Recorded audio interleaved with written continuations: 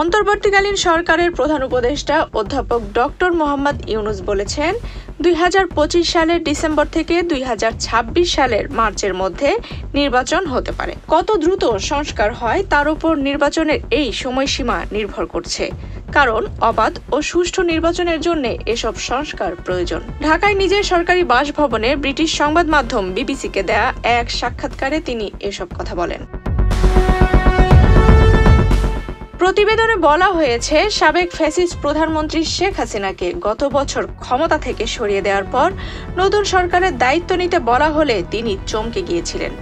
Doctor Mohammad Yunus বলেন, আমার কোনো ধারণা ছিল না যে আমি সরকারের নেতৃত্ব দেব। আমি এর আগে কখনো সরকারি কর্মযজ্ঞ পরিচালনা করিনি। এরপরও পরিস্থিতি বুঝে ঠিকভাবে কাজ করতে হয়েছিল। ছাত্র জনতার ব্যাপক বিক্ষোভের মুখে ফ্যাসিস্ট শেখ হাসিনা প্রধানমন্ত্রীর পদ থেকে পদত্যাগ করে গত বছরের 5ই আগস্ট পালিয়ে ভারতে আশ্রয় নেন। তারপর থেকে তিনি ভারতেই নির্বাসনে রয়েছেন। নাটকীয় এই পট পরিবর্তনের পর একে একে বের হয়ে আসছে সাবেক স্বৈরাচারী সরকারের গুম, বিচার বহির্ভূত হত্যাকাণ্ড সহ মানবাধিকার লঙ্ঘনের ভয়াবহ নানা চিত্র। হাসিনার বিরুদ্ধে গ্রেফতারি পরোয়ানা জারি হয়েছে। দাবি উঠেছে দল হিসেবে আওয়ামী লীগের বিচারেরও। এমন অবস্থায় এই বছরের শেষের দিকে নির্বাচন আয়োজন করার আশা করছেন ডক্টর ইউনূস। ভারতে পালিয়ে যাওয়ার পর সেখানেই নির্বাচনে থাকা হাসিনা এবং তার দল সেই নির্বাচনে অংশ নেবে কিনা তাও স্পষ্ট নয়। এ বিষয়ে ডক্টর মোহাম্মদ ইউনূস সাক্ষাৎকারে বলেন, আওয়ামী লীগকেই সিদ্ধান্ত নিতে হবে তারা নির্বাচন করতে চায় কিনা। আমি তাদের জন্য সিদ্ধান্ত নিতে পারি না।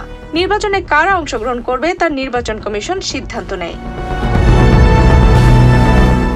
প্রধান উপদেষ্টা জানান, তিনি 2025 সালের ডিসেম্বর থেকে 2026 সালের মার্চের মধ্যে নির্বাচন আয়োজন করবেন। তার সরকার কত দ্রুত সংস্কার করতে পারে তার উপরই নির্বাচনের এই সময়সীমা নির্ভর করছে। কারণ অবাধ ও সুষ্ঠু নির্বাচনের জন্য এসব সংস্কারকে প্রয়োজনীয় বলেই মনে করছেন তিনি। অন্তর্বর্তীকালীন সরকারের প্রধান উপদেষ্টা বলেন, যদি আমাদের ইচ্ছা মতো দ্রুত সংস্কার করা যায় তাহলে ডিসেম্বরে আমরা নির্বাচন করতে পারবো। আর যদি সংস্কারের পরিমাণ বেশি হয়ে থাকে তাহলে আমাদের আরো কয়েক মাস সময় লাগতে পারে। কিন্তু প্রায় 7 মাস পেরিয়ে গেলেও ঢাকার মানুষ বলছে আইন শৃঙ্খলা এখনো পুনরুদ্ধার হয়নি এবং পরিস্থিতি ভালো হচ্ছে না।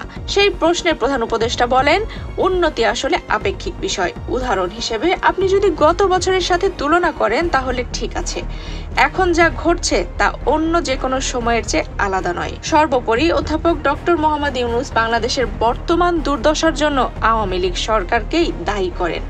তিনি বলেন, আমরা কোনো আদর্শ দেশ বা আদর্শ শহর নই যা আমরা হঠাৎ করেই তৈরি করেছি।